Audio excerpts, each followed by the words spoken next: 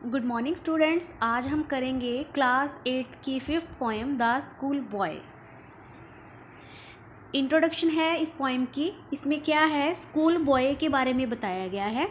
The school boy in the poem is not a happy child, what make him unhappy, why does he compare himself to a bird that live in a cage और a plant that withers when it should blossom. School boy इस poem में एक happy बच्चा नहीं, यानी खुश बच्चा नहीं है, खुश नहीं रहता वो। उसे क्या चीज़ अनहैप्पी बनाती है, ना खुश बनाती है।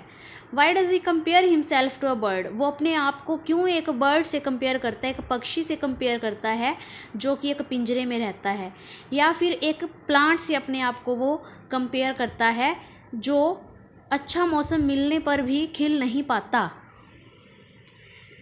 स्टार्टिंग है इस पोएम की। I love to rise in a summer morning when the birds sing on every tree, the distant huntsman winds his horn and the skylark sings with me, oh what sweet company।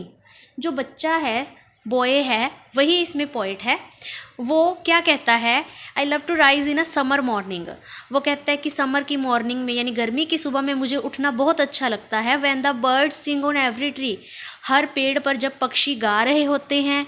Distant huntsman winds his horn, दूर दूर तक huntsman यानी जो शिकारी हैं अपने horn पहन के, यानी उनके सिर पे पहना होता है ना जो सींग की तरह लगता है, वो पहनकर अपने शिकार पर निकलते हैं। And the sky lark sing with me, oh what sweet company. Sky lark यानी आसमान में पक्षी उसके साथ गाते हैं, या चातक पक्षी आसमान में गाते हैं, तो वो कंपनी जो है बच्चे को बहुत अच्छी लगती है, वो उसे देखकर बहुत खुश होता है।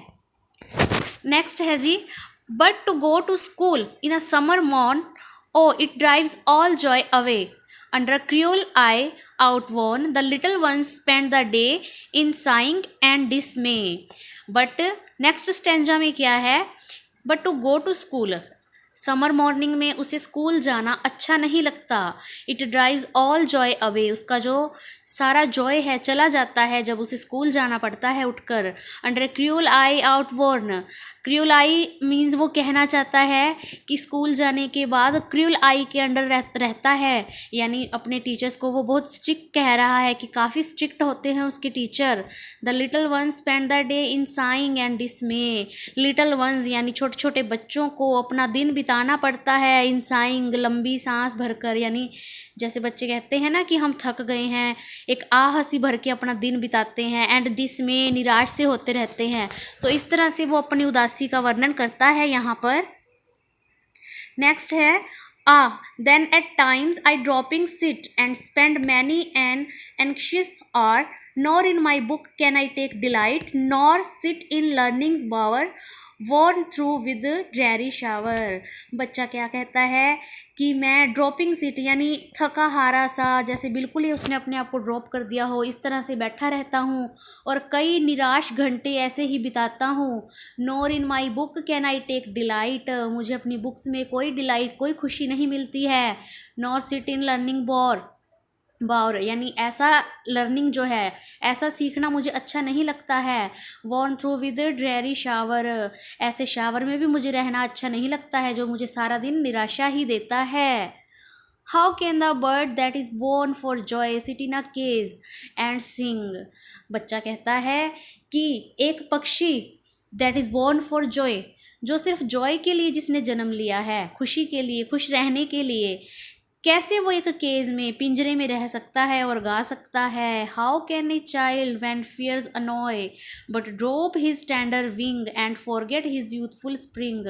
वो बच्चे के बारे में बात कर रहा है, यानी अपने बारे में बात कर रहा है कि कैसे एक बच्चा डर कर अपनी लाइफ में डर कर रह सकता है। But drop his tender wing, उसके जो पंख हैं, मतलब कि जैसे एक बच्चे के अगर पंख काट दिए जाएं, यानी उसे आज़ाद ना छोड़ा जाए, तो वो अपना जो यूथफुल है कैसे एंजॉय करेगा। इस तरह से वो बहुत ही उदास रहता है। O father and mother, if birds are nipped and blossoms blown away, and if the tender plants are stripped of their joy in the springing day by sorrow and care's dismay, how shall the summer arise in joy or the summer fruits appear।